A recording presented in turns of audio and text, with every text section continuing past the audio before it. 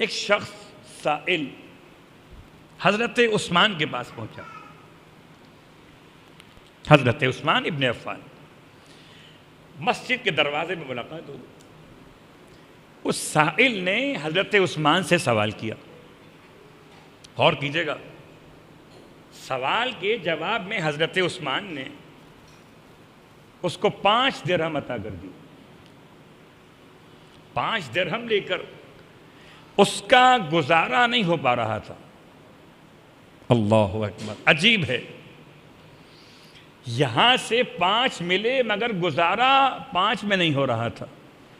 کہنے لگا کہیں اور بھی پتہ بتائیے کہ کسی اور کے پاس جاؤں تو میرے پاس اور کچھ اور امداد مل جائے مجھے۔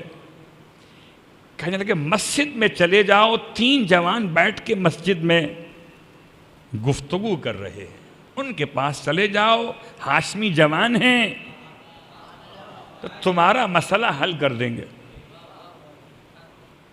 اب یہ شخص دروازہ مسجد سے 5 درہم جیب میں ڈال کے آ گیا، آیا مسجد کے اندر تو 3 ہاشمی جوانوں کو پہچانتا نہیں ہے کون ہے یہ۔ قبلہ کوئی پہچان کر دے تو کیا دیا، کمال تو یہ ہے کہ لینے والا پہچانتا ہی نہ ہو، دینے والا پھر بھی دے رہا۔ یہاں تو بغیر سوشل میڈیا کے تو نہ امداد بڑھتی ہے، بغیر کیمرے کی آنکھ کے نہ کسی سائل کی فریاد سنی جاتی ہے۔ تو رکو، ٹھہرو تو صحیح، تصویر تو بن جائے، دینے والے کا ہاتھ اور لینے والے کا ہاتھ، بیچ میں وہ جو شے دی گئی۔ اللہ اکبر، یہ دنیا کے مسائل ہیں۔ مسجد میں 3 جوان یہ بیٹھے ہوئے تھے، اس شخص نہیں جانتا، آ کے سلام کیا، سلام کر کے دستے سوال دراز کیا۔ اس کے دستے سوال کی درازی کو دیکھ کر کوئی 3 میں سے آگے نہیں بڑھا کہ عطا کر دے۔ یہ 3 کون ہیں؟ کہ 2 خاموش رہے، ان میں سے ایک جو بڑا تھا اس نے دینے سے پہلے سمجھانا شروع کیا، یعنی مال سے پہلے علم عطا کیا۔ اللہ اکبر، یہ سب بڑا کون ہے؟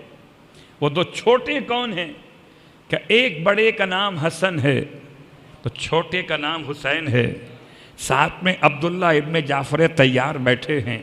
یہ 3 ہاشمی جوان ہیں، عبداللہ بھی سخی ہیں، حسین بھی سخی ہیں، مگر دونوں نے احترام کیا، الفاظ یاد، دونوں نے احترام کیا کس کا؟ امام حسن مجتبی علیہ السلام کا۔ خاموش،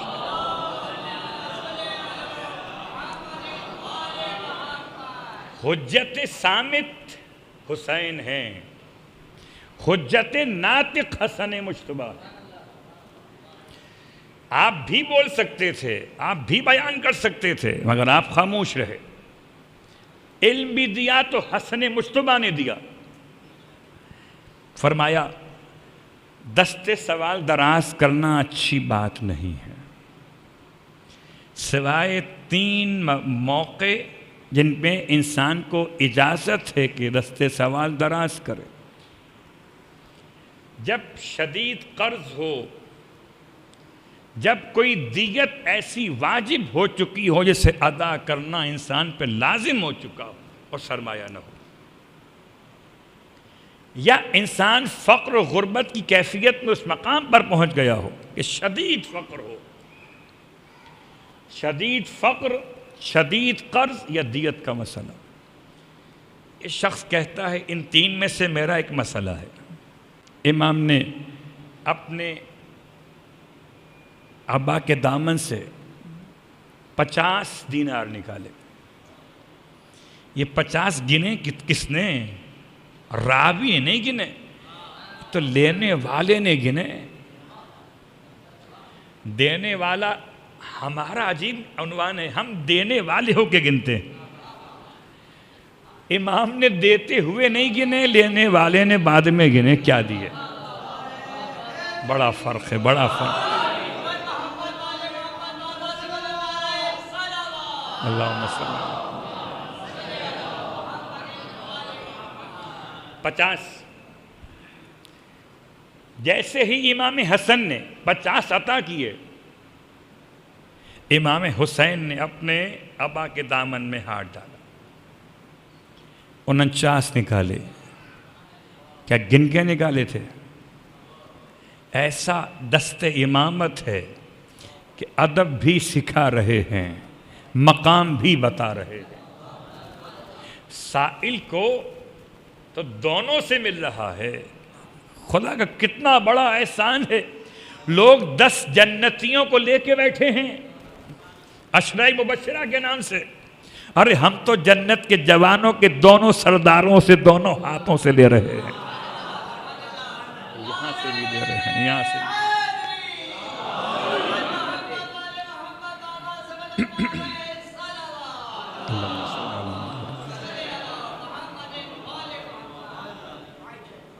تو امام حسن مجتبیٰ نے 50 دینار عطا کیے اور سرکار سید الشہداء نے 49۔ یہ بھی سائل نے گن کے بتائے۔ ایسا لگ رہا تھا جیسے وہ الگ الگ جیب میں ڈال رہا تھا۔ حسنی سکے کون سے ہیں، حسینی سکے کون سے ہیں؟ پھر بعد میں عبداللہ ابن جعفر طیار، جن کو لوگ سمجھ ہی نہ پائے، غیر تو غیر، اپنے سمجھ نہ پائے، یہ کربلا میں نہیں تھے،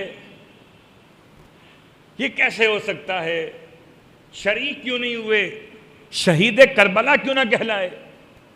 2 شہیدوں کا باپ ہے جس کے نام سے ثانی زہرا کا نام قیامت تک جڑا ہوا ہے۔ ہم مقام تو پہچانیے۔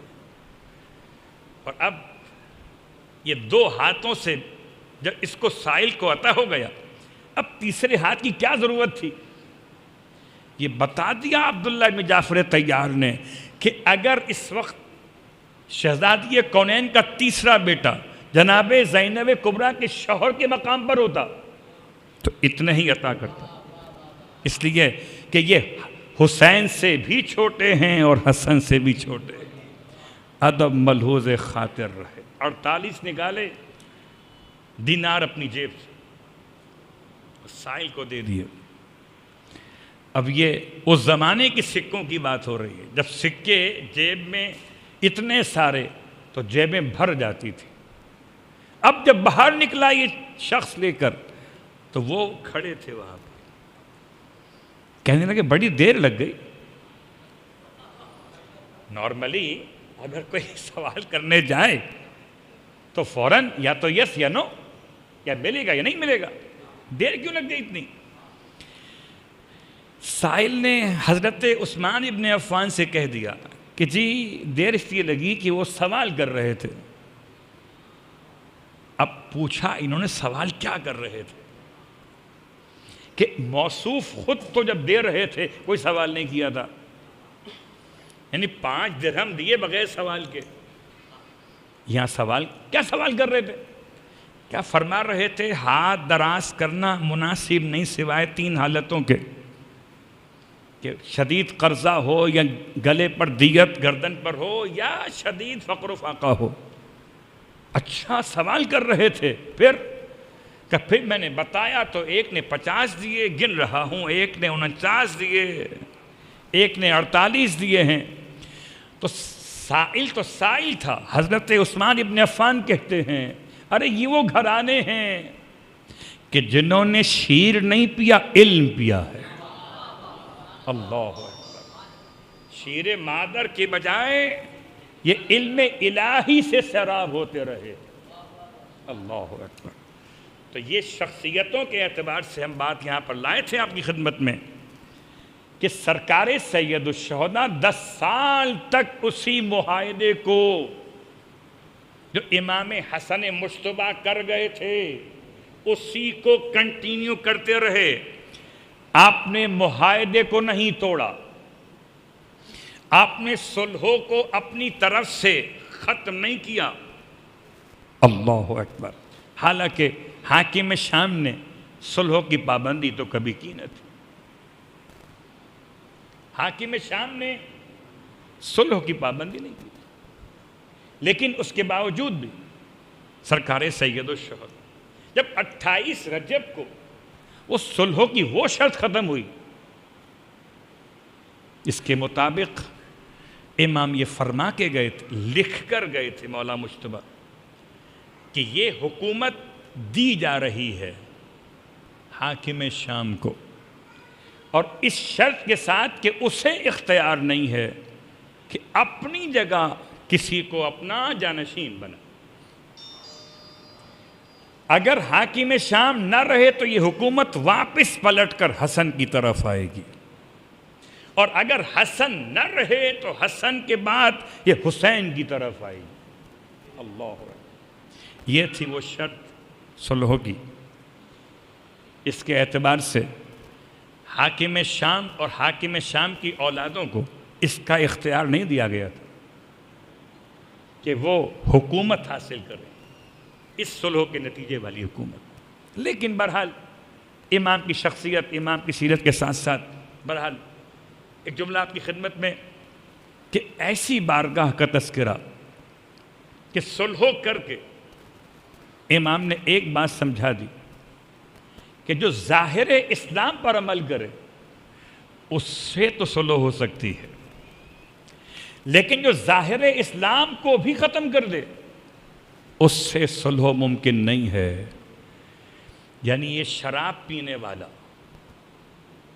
یہ محرم سے نکاح کو جائز سمجھنے والا، یہ رقاصاؤں کے درمیان بیٹھ کر رقص دیکھنے والا، یہ بندروں سے کھیلنے والا، یہ سونے اور چاندی کے تاروں سے کڑے ہوئے لباس پہننے والا، اور یہ سارے ایلیگیشنز کس کے لگائے ہوئے؟ اگر ہم کہیں مولا کی طرف سے یہ الفاظ آئے ہیں تو آپ ہو سکتا ہے یہ کہیں یہ تو مقابلے کی بات تھی کہ جنگ ہو رہی تھی، ایسا نہیں۔ اصحاب کرام کے بیٹوں نے، تابعین نے، مدینے کے انصار و مہاجرین نے تو یزید کی گورنمنٹ کو مدینے سے ختم کیا ہے، اس میں یہ تمام الفاظ شامل ہیں۔